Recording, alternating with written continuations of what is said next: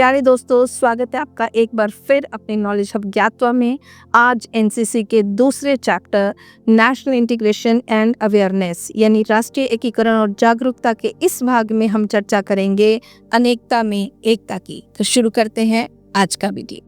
तो सबसे पहले हम जब से ये पार्ट हमने शुरू किया है, इस चैप्टर को शुरू किया है, तब से हम एक बात को लगातार दोहरा रहे हैं कि भारत विभिन्न क्षेत्रों, धर्मों, संस्कृतियों और परंपराओं का एक विशाल देश है और इसमें विभिन्न संस्कृतियों के अलग अलग पैटर्न हैं जिनको लोग मानते हैं, समझते हैं। और हम ये भी कह सकते हैं कि भारत ही केवल एक ऐसा देश है जिसमें सभी प्रमुख धर्मों के लोग रहते हैं। तो इस तरह से भारत पूरे विश्व का एक प्रतीक यानी सिंबल है।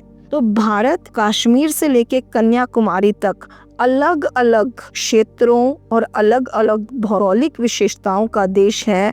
उसमें किस तरह से एकता स्थापित की जा सकती है, ये एक महत्वपूर्ण बिंदु है।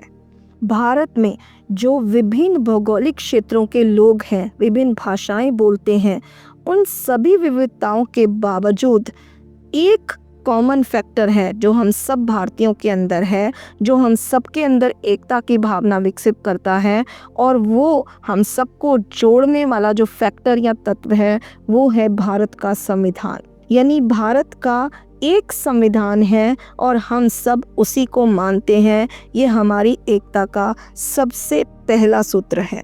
दूसरा, भौगोलिक एकता के बावजूद हम भारत माता को अपनी माँ समझते हैं। राष्ट्रीय गीत वंदे मातरम और राष्ट्रगान जन गण मन की अवधारणा भारत को भौगोलिक इकाई के रूप में एक रूप से प्रस्तुत करती है। जितने भी देश में कवि, दार्शनिक, पैगंबर, सुधारक हुए हैं, उन सब ने भारत को अलग अलग होते हुए भी एकता के आदर्श के रूप में हमारे सामने प्रस्तुत किया है। एकता का अर्थ ही है एकीकरण। ये एक ऐसी सामाजिक और मनोवैज्ञानिक स्थिति है जिसमें सभी लोग अपने तुच्छ स्वार्थों से ऊपर उठकर सामूहिक अस्तित्व की बात करते हैं, देश की बात करते हैं। चाहे देश में कितनी भी विविधता हो, उस विविधता में भी एकता होती है और उसका अर्थ है विभिन्न असमानताओं के बावजूद अखंडता का एक अस्तित्व कायम करना।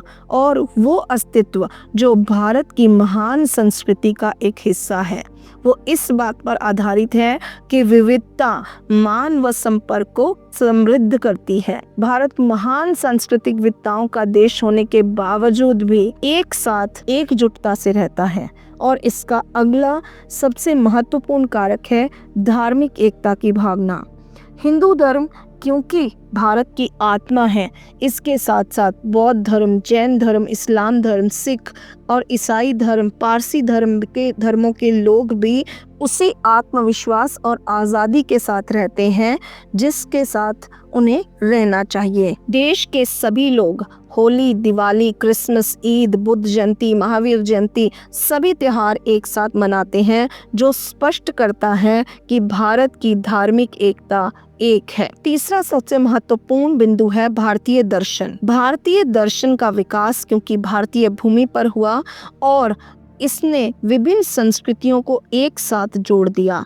चाहे कोई किसी भी संस्कृति और धर्म को मानने वाला व्यक्ति हो, वो किसी न किसी तरह भारतीय दर्शन से जुड़ा हुआ है। ये भारतीय भौगोलिक एकता का एक महत्वपूर्ण आधार है। अगला महत्वपूर्ण पॉइंट है जातीय सह अस्तित्व।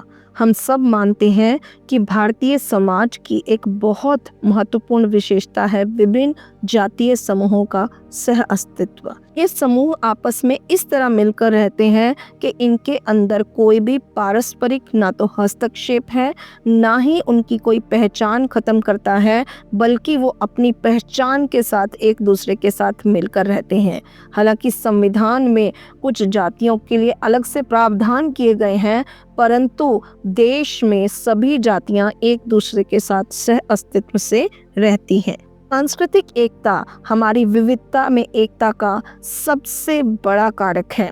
भारत में जो सांस्कृतिक एकता पाई जाती है वो भाषा, धर्म, पहनावा, शिष्टाचार के अंतर के बावजूद भारतीय संस्कृति की पहचान है। चाहे त्योहार हो या विवाह जैसी संस्था, पूरा समाज एक ही ताने बाने में बुना हुआ है और सारे समाज की नींव पूरे देश में लगभग एक जैसी है, क्योंकि अधिकांश रस्में और संस्कार हर जगह समान हैं। सामाजिक एकता।